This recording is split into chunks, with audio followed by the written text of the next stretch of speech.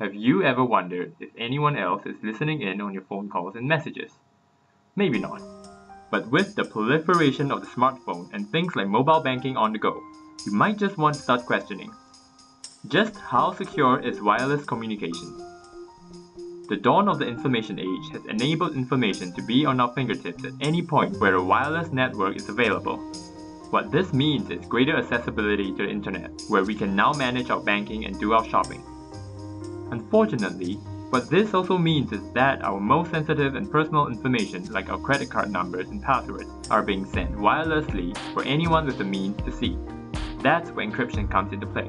But before we go into the details of a wireless network, let's first go back in time to a period where encryption played a key role. The issue of safe wireless communication isn't exactly a new one. In 1939, during World War II, huge amounts of resources were placed by nations to encrypt their communication and to decipher those of the enemy, with one notable example being the Allied forces cracking the German Enigma machine. In more recent times, the phone hacking scandal by News of the World shut down one of England's oldest tabloids and caused much outrage among the public. To understand how safe wireless transmissions are, perhaps we should first ask, what makes them insecure? Here's an example. Suppose Alice wants to tell Bob a secret but doesn't want Eve to know about it. To do so wirelessly, Alice will have to broadcast the secret over the air. What this means is that apart from Bob, anyone in range, including Eve, will also receive the same wireless transmission. Therefore, Eve can potentially listen in on Alice's secret, and this is what makes wireless transmissions insecure. Luckily for Alice and all of us, there are ways to protect our wireless transmissions from eavesdroppers using something called security protocols. So how do wireless security protocols work? Well, they consist of largely two main parts, encryption and authentication. Encryption is the scrambling of data such that only someone with a key can decipher it. One way to do so is by symmetric key encryption. Let's go back to Alice again. This time, Alice decides to encrypt a message before sending it to Bob wirelessly. She does this by using something called a key. Now, when Bob receives the message, he will have to use the same key to unscramble the message and get the secret. Eve, on the other hand, doesn't know the key, and so, the data wouldn't make any sense to her. In this way, Alice has protected the data by encrypting it. The next part of wireless security is authentication. As its name suggests, authentication is the verifying of the identity of an information source. Let's now turn our attention to Bob. Bob receives a message, but how will he be certain that it came from Alice? Here's how asymmetric encryption can help Bob authenticate Alice's identity. Alice has what is known as a private key, and she will use this private key to encrypt a plain text message. She will then transmit both the encrypted data and the original message wirelessly. Now, for Bob to confirm that it is Alice who is talking to him, he will use another key called the public key to decode the encrypted data. He will then compare the decoded data with the original message Alice sent, and if they are the same, then Bob knows it's Alice since only she has the private key. Let's talk about one form of authentication called RSA encryption. In RSA encryption, Alice will encode the message M by raising it to the power of the private key. The resulting number, when divided by another number M, gives a remainder R. Alice will then transmit both M and R wirelessly. Now, what Bob will do is take R and raise it to the power of the public key. That number in turn will reproduce a remainder M after dividing it once more by N.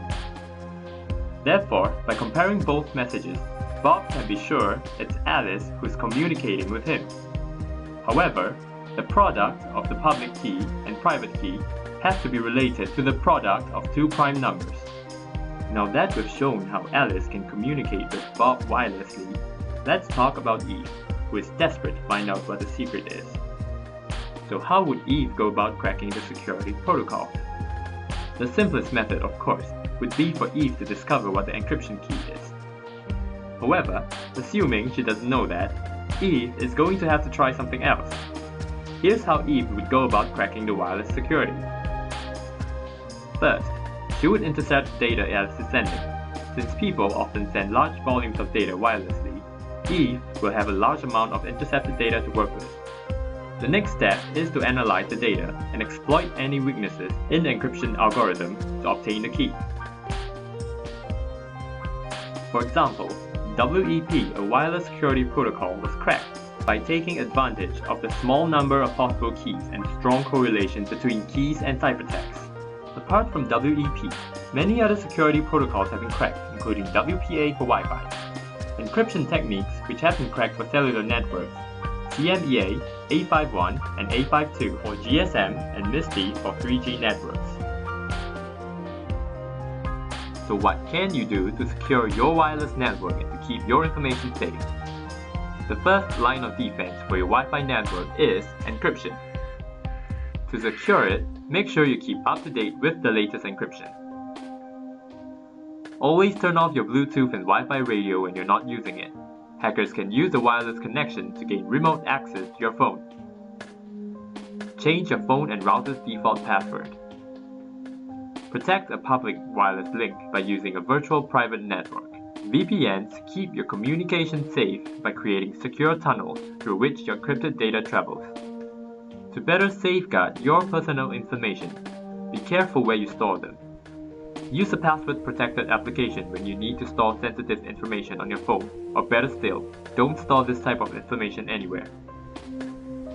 Avoid using public Wi-Fi to check your emails or logging into mobile banking sites and accessing private information. These networks are often insecure. Delete your browser history, cookies, and cache. This will make it harder for a hacker to get their hands on your information in the event that they do hack into your phone. Now, these measures only make it harder for a hacker to gain access to your wireless network and data. It doesn't actually stop them. In other words, they aren't fail-safe. Does it mean your data is never going to be secure? Well, it's a little more complicated than that. But before we come to a conclusion, let's take a look at what current advances in cryptography have in store for us. By now, you should have realized that there are two teams on this battlefield. The cryptographers, who are constantly trying to come up with new and more potent encryptions, and the hackers, who are constantly breaking them. True to tradition, modern advances in quantum technology has given each team an almost level hold on each other, making it extremely difficult to predict who will win this battle. On the offense, we have quantum encryption.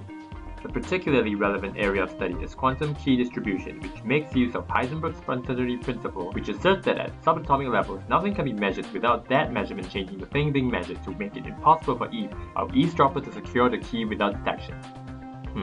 What do I mean? Let's take an example. Suppose Alice wants to send Bob a message again. As discussed, she'll need a key to keep the message safe and a secure manner to distribute the key to Bob. What makes it different from classical methods is the use of a quantum channel and previously agreed upon protocol to distribute the key to Bob. When Eve tries to measure information in the quantum channel, she will invariably introduce distortions to the key.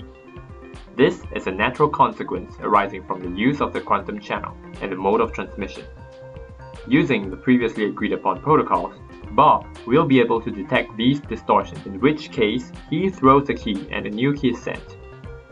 The message is then encrypted using the key and sent via classical means. What this means is that, using this method, Alice and Bob can resolve one of the longest standing issues of secure key distribution. Another exciting aspect of quantum encryption is the idea of quantum entanglement. Quantum mechanics hold that, until measured, a particle's properties can be in a combination of states, so a code derived from entangled photons could stay protected until read by both a sender and receiver.